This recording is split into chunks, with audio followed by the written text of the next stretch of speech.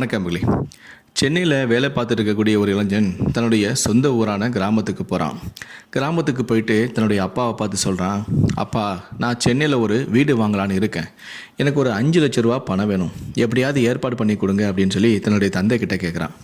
அதுக்கு அவர் சொல்கிறாரு, இன்னும் உனக்கு திருமணமே ஆகலையடா, அதுக்குள்ளே எதுக்கு இப்படி அவசரப்படுற வீடு வாங்கணும் அப்படின்னு சொல்லி தந்தை கேட்டதுமே மகன் சொல்கிறான், இல்லைப்பா, இப்போவே வாங்கினா ஒரு 30 லட்சத்தில் நம்ம வீடு வாங்கிடலாம். நான் லேட் பண்ண அந்த 30 லட்ச ரூபாய்க்கு வாங்க வேண்டிய வீடு 60 லட்சம் ஆகிடும். இப்படி தினம் தினம் விலை ஏறிக்கிட்டே இருக்குது. அதனால் நம்ம இப்போவே ஒரு 30 லட்ச ரூபாய்க்கு வீடு வாங்கி போகிறது தான் நல்லது அப்படின்னு சொல்லி மகன் தந்தை கிட்ட சொல்கிறான். மகன் இப்படி சொன்னதுமே யோசித்து பார்த்த தந்தை, ஆமாம், நீ சொல்கிறது சரிதான், இது சரியான முடிவு தான். ஆனால் நான் ஒரு விவசாயி. உன்னை படிக்க வைக்க வாங்கிய கடனையே இப்போ தான் நீ வாங்குகிற சம்பளத்துலேருந்து கொஞ்சம் கொஞ்சமாக அடைக்க ஆரம்பிச்சுட்டு இருக்கோம். இப்போது திடீர்னு ஒரு 5 லட்ச ரூபா வேணும்ப்பா அப்படின்னு சொல்லி கேட்டால் நான் என்னப்பா பண்ணுவேன் அப்படின்னு சொல்லி தந்தை கேட்குறாரு.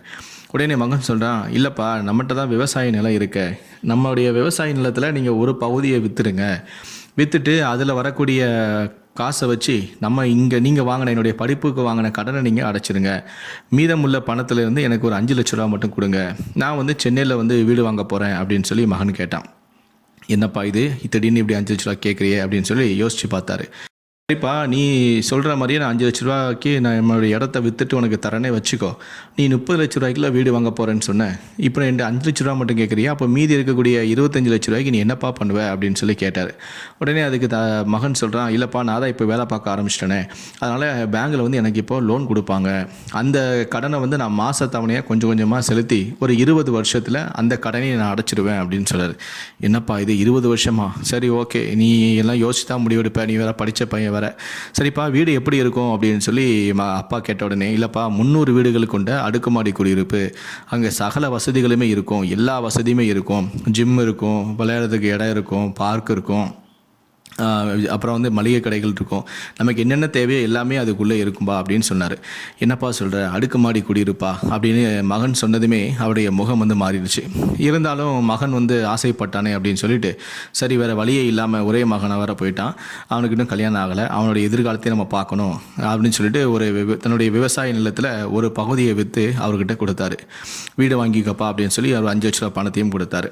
அந்த பணத்தை வாங்கிட்டு, அப்பா, நான் சென்னையில் போய் வீடு வாங்கிக்கிட்டு சொல்கிறேன் அப்படின்னு சொல்லிட்டு அவனும் சென்னைக்கு ஒரு வீட்டை வாங்கிட்டான். வீட்டை வாங்கிட்டு அப்பா கிட்ட ஃபோன் பண்ணி சொல்கிறான், அப்பா, நான் வீடு வாங்கிட்டேன், வீட்டை பாருங்கள், சென்னைக்கு வாங்க அப்படின்னு சொல்லி கூப்பிட்றான். இவரும் சரி, நம்மளுடைய மகன் ஒரு புதுசாக ஒரு வீடு வாங்கியிருக்கான், நம்ம போய் நேராக போய் பார்த்துட்டு வந்துடலாம் அப்படின்னு சொல்லி அவரும் ஆசையோட சென்னைக்கு கிளம்பி வரார். அதாவது கிராமத்தில் பார்த்திங்கன்னா ஒவ்வொரு வீட்டிற்கும் நல்ல இடைவெளி விட்டு பார்த்து பழகிய அவருக்கு இந்த வீடு பார்க்கும்போது அசந்து போய் ஒரு வியப்பாகவே பார்த்தார். என்னப்பா, எந்த வீடுக்குமே இடையில கேப்பே இல்லையே, எல்லா வீடும் ஒட்டி இருக்கு அப்படின்னு சொன்னார். ஆமாப்பா, வாங்க அப்படின்னு சொல்லிட்டு தன்னுடைய வீட்டுக்கு அழைச்சிட்டு போய் டோரை திறந்து பார்க்குறான். வெறும் 900 சதுரடி கொண்ட வீடு தான் அது. உள்ளே பார்த்துட்டு, என்னப்பா, இவ்வளோ தான் வீடா? ஆமாப்பா, இது 900 சதுரடி தான், இவ்வளோ தான் நம்மளுடைய வீடு அப்படின்னு சொன்னதுமே, என்னப்பா, இவ்வளோ ஒன்று இடத்த வாங்கிறதுக்காக நீ நம்ம சோறு போட்ட விவசாய நிலத்தை நீ விற்க சொன்ன அப்படின்னு சொல்லி அவர் கோபமாக கேட்க, இதெல்லாம் உங்களுக்கு புரியாதுப்பா, இங்கே அப்படி தான், என்னோடய லைஃப் இனி சென்னையில் தான். இனிமேல் நான் நம்ம ஊருக்கு விசேஷத்துக்கு மட்டும்தான் வரப்போகிறேன்.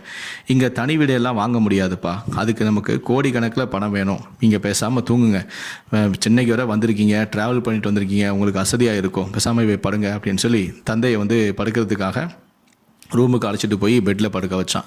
அவருடைய மனசும் கேட்கல. மனசில் வருத்தத்தோடு அவரும் உறங்கிட்டார், வந்த களைப்பின் காரணமாக. அதுக்கப்புறம் மாலை நேரத்தில் தான் அவர் எந்திரிச்சு பார்க்காரு, மகன் வீட்டில் இல்லை. அப்புறம் வீட்டை விட்டு வெளியே பார்க்குறாரு, மற்ற வீடுகள் எல்லாமே பூட்டப்பட்டு இருக்குது, ஆள் நடமாட்டமே இல்லை, ஒரு அமைதியான ஒரு சூழ்நிலை தான் இருக்குது. உடனே மேலேருந்து கீழே இறங்கி வராரு. அங்கே பார்க்குறாரு, பூங்காவில் சில பெற்றோர்கள் தன்னுடைய சிறு குழந்தைகளை வைத்து விளையாடிக்கிட்டு இருக்காங்க. அதை பார்த்ததுமே அவருக்கு மனசில் ஒரு சந்தோஷம். சரி, இங்கேயாவது ஆட்கள் இருக்கிறாங்களே அப்படின்னு சொல்லிட்டு அந்த குழந்தைகள் விளையாடுறத பார்த்துக்கிட்டே இருக்கிறாரு. அப்போது திடீர்னு ஒரு சத்தம் கேட்குது, ஐயா ஐயா அப்படின்ட்டு. யார் அது அப்படின்னு சொல்லி திரும்பி பார்க்குறாரு. செக்யூரிட்டி நிற்கிறாரு. ஐயா, நீங்கள் சரவணன் சாரோடைய அப்பாவா அப்படின்னு சொல்லி கேட்குறாங்க. ஆமாம், நான் சரவணன் சாரோடைய அப்பா தான் அப்படின்னு சொன்னார். உடனே செக்யூரிட்டி சொல்கிறாரு, சாரு சொல்லிட்டு தான் போனார், வாங்க சார், நம்ம போய் ஒரு டீ சாப்பிட்டு வரலாம், எங்கள் அப்பா எந்திரிச்சு வருவார் அப்படின்னு சொல்லிட்டு போயிருக்காரு, வாங்க சாப்பிட்டு போகலாம் அப்படின்னு சொல்லிட்டு அந்த செக்யூரிட்டி வந்து இவரை கூட்டிகிட்டு போகிறாரு. அவரும் சரின்னு சொல்லிட்டு அவர் கூட போகும்போதே 2 பேரும் பேசிக்கிறாங்க. என்னப்பா இங்கே யாருமே ஒருத்தருக்கு ஒருத்தர் பேசிக்கொள்ளவே மாட்டாங்களா அப்படின்னு அவர் கேட்டதுமே அந்த செக்யூரிட்டி சொல்கிறாரு, ஆமாம் இங்கே எல்லா வீடுமே வந்து பூட்டி தான் இருக்கும், சில வீடுகளுடைய கதவு அடைத்திருக்கும், அது எல்லாம் அப்படி தாங்க ஐயா, இங்கே எல்லாமே இப்படி தான் வாழ்வாங்க அப்படின்னு சொல்கிறார். என்னப்பா சொல்கிற? ஆமாங்க ஐயா, எல்லோருக்குமே நிறைய வேலை இருக்கும், காலையில் ஆரம்பித்து நைட்டு வரைக்கும். பல வீடுகளில் வந்து கணவன் மனைவி 2 பேருமே வேலைக்கு போகிறாங்க. அவங்களுடைய பிள்ளைங்களை பக்கத்தில் இருக்கக்கூடிய ஹோமில் தான் விட்டுட்டு போவாங்க. நைட்டு யார் முதல்ல வராங்களோ அவங்க கூட்டிகிட்டு வருவாங்க. என்னப்பா சொல்கிற? பெத்த பிள்ளைய யாருக்கிட்டேயோ விட்டுட்டு போவாங்களா? ஆமாங்கய்யா, இங்கே எல்லாமே அப்படி தான். ஏன் அவங்களுடைய அம்மா அப்பா எல்லாம் இங்கே வந்து உடன் தங்கியிருக்க மாட்டாங்களா அப்படின்னு சொல்லி கேட்குறாரு. அதுவா, இங்கே அவங்க இருக்கிற பிஸியில் அவங்களே பார்த்துக்க முடியல, பெற்றவங்களை எங்கேருந்து அவங்க பார்த்துக்க முடியும்? அவங்களுக்கு உடம்பு சரியில்லைன்னா யார் ஹாஸ்பிட்டலுக்கு அங்கிட்டு அலையிறா? அதனால் ஒன்று அவங்க சொந்த ஊர்லேயே இருப்பாங்க, அப்படி இல்லைன்னா இங்கே இருக்கக்கூடிய ஏதாவது முதிய இல்லத்தில் கொண்டு போய் இவங்களே சேர்த்து விட்டுருவாங்க அப்படின்னு சொன்னதுமே அந்த பெரியவருக்கு தூக்கி வாரி போட்டுச்சு. அதிர்ச்சியில் என்னப்பா இப்படி சொல்கிற அப்படின்னு சொல்லிட்டு ஒரு நிமிஷம் அந்த இடத்துல நின்றுட்டார். ஆமாய்யா, இன்னும் எவ்வளோ இருக்குது, வாங்க பேசிகிட்டே போகலாம் அப்படின்னு சொல்லி பேசிக்கிட்டே போகும்போது அவர் பக்கத்தில் வந்து சேகர் அப்படின்னு ஒருத்தர் கிராஸ் பண்ணி போகிறாரு. இதோ போகிறாரு, இவர் பேர் தான் சேகர், அவர் உங்கள் வீட்டுக்கு எதிர் வீடு தான், இப்போ கூட அவர் தன்னுடைய பையனை சைல்டு கேர் ஹோம்லேருந்து தான் கூட்டிகிட்டு வராரு அப்படின்னு சொல்லி இன்ட்ரடியூஸ் பண்ணி வைக்கிறாரு. இவரும் அதை பார்த்துட்டு திகைத்து போய் நிற்கிறாரு. உடனே அந்த பெரியவர் வந்து அதுக்கப்புறம் தன்னுடைய மகன்கிட்ட என்னப்பா இப்படி ஒரு இடத்துல இருக்கே அப்படின்னு சொன்னால், ஆமாப்பா இங்கே எல்லாம் இப்படி தான், உங்களுக்கு ஆரம்பத்தில் அப்படி தான் இருக்கும், நானும் வந்த புதுசில் அப்படி தான் இருந்தேன், ஆனால் போக போக எனக்கு இந்த சென்னை வாழ்க்கை பழகி போச்சு அப்படின்னு சொல்கிறான். என்னப்பா நீ அப்படின்னு சொல்லிட்டு சரி அப்படின்னு சொல்லிட்டு மகன்கிட்ட வந்து எதுவுமே கேட்காம ஒரு வாரம் அப்படியே பல்ல கடிச்சிட்டு அங்கேயே இருக்கிறாரு. அதுக்கப்புறம் ஒரு நாள் மாலை திரும்பவும் கீழே வந்து இந்த குழந்தைங்க விளையாடுறத பார்த்துக்கிட்டே இருக்கிறாரு. அன்றைக்கும் மறுபடியும் வந்து சேகரை வந்து மீட் பண்ணுறாரு. பக்கத்தில் வந்து சேகரை பார்த்துட்டு, என்ன தம்பி ஆச்சரியமாக இருக்க, இந்த நேரத்தில் உங்களை பார்க்கவே முடியாத, இன்றைக்கி நீங்கள் வேலைக்கு போகலையா அப்படின்னு சொல்லி கேட்குறாரு. ஆமாங்கய்யா, இன்றைக்கி நான் வேலைக்கு போல் லீவு போட்டுட்டேன், கொஞ்சம் ரிலாக்ஸ் பண்ணலான்னு தான். ஓ அப்படியா, சரி சரி, எங்கே அப்போ உங்கள் மனைவி அப்படின்னு சொல்லி இவர் கேட்குறாரு. இல்லை, அவளுக்கு வந்து செகண்ட் ஷிஃப்ட்டு, அவள் வர நைட்டு 12 மணி ஆகும், அது வரைக்கும் நான் தான் பையனை பார்த்துப்பேன், அப்புறம் காலையில் நான் வந்து வேலைக்கு போயிடுவேன், அவள் வந்து வீட்டு வேலையெல்லாம் முடிச்சுட்டு பையனையும் பக்கத்தில் இருக்கக்கூடிய இந்த ஹோமில் விட்டுட்டு அவளும் வேலைக்கு போயிடுவா அப்படின்னு சொல்கிறாரு. அப்போது நீங்கள் 2 பேருமே பேசிக்கவே மாட்டிங்களா அப்படின்னு கேட்டதுமே, சண்டே மட்டும் தான் எங்களால் பேசவே முடியும், அதுவும் அவளுக்கு வந்து 3வது ஷிஃப்ட்டு, நைட்டு 10 மணிக்கு போயிட்டு காலையில் 6 மணிக்கு தான் வருவா, வந்ததுமே நல்ல ஒரு தூக்கத்தை போடுவா, அப்புறம் சாயந்தரம் 2 பேரும் சேர்ந்து ஏதாவது ஒரு ஹோட்டலுக்கு போய் சாப்பிட்டுட்டு வருவோம். எதுக்கு தம்பி இப்படி கஷ்டப்படணும் அப்படின்னு சொல்லி அவர் அக்கையாக கேட்க, அப்படி இருந்தால் தாங்க இங்கே வாழ முடியும்னு இவர் சிரிச்சுக்கிட்டே சொல்ல, அதற்கு அந்த பெரியவரோ, நீங்கள் சொல்கிறது தப்பு தம்பி, இப்படி இருந்தால் தான் வசதியாக வாழ முடியும்னு சொல்லுங்கள் அப்படின்னு ஒரு பதில் சொன்னதுமே அதை கேட்ட அந்த சேகருக்கு தன்னுடைய செவிட்டில் அறைந்தது போல இருந்துச்சு. அடுத்த நாள் தன்னுடைய மகன்கிட்ட வந்து, நான் ஊருக்கு போகிறேன்பா அப்படின்னு சொல்கிறாரு. இதனால் அதிர்ச்சியான அவருடைய மகன், என்னப்பா வந்து 10 நாள் கூட ஆகலை, அதுக்குள்ளே போகிறீங்களே, இப்போ அங்கே போய் என்ன செய்ய போகிறீங்க, உங்களுக்கு எதுக்கு இப்படி அவசரப்படுறீங்க அப்படின்னு சொல்லி கேட்டான். உடனே அவர் அதுக்கான பதிலை சொல்ல ஆரம்பித்தார்.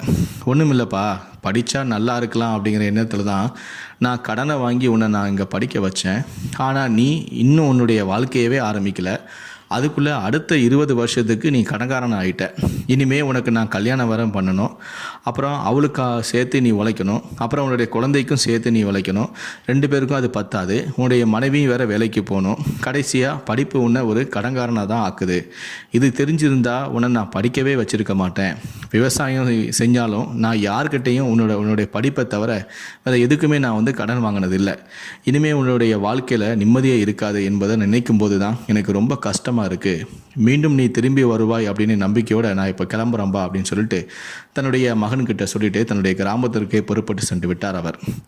அவருக்கு எப்படி தெரியும் இந்த சென்னை வாழ்விற்கு என்ட்ரி மட்டும்தான் உள்ளது என்று, எக்ஸிட் கிடையாது என்று. இது சென்னை வாசிகளுக்கு மட்டுமல்ல, சொந்த ஊரை விட்டு பிழைப்பு தேடி ஓடி உலகின் எங்கெங்கோ மாட்டிக்கொண்ட அனைவருக்குமே இது பொருந்தும். இந்த வீடியோவை பற்றிய உங்களுடைய கருத்துக்கள் என்ன அப்படிங்கிறத கீழே இருக்கக்கூடிய கமெண்ட் செக்ஷனில் மறக்காமல் சொல்லுங்கள். முடிந்த அளவுக்கு இந்த வீடியோவை மற்றவங்களுக்கும் ஷேர் பண்ணுங்கள். மேலும் இது போன்ற பல வீடியோக்களை பார்க்கணும் அப்படின்னு வச்சிங்கன்னா மறக்காமல் நீங்கள் சப்ஸ்கிரைப் பண்ணுங்கள். கூடவே அந்த பெல் சிம்பிளையும் மறக்காமல் கிளிக் பண்ணுங்கள்.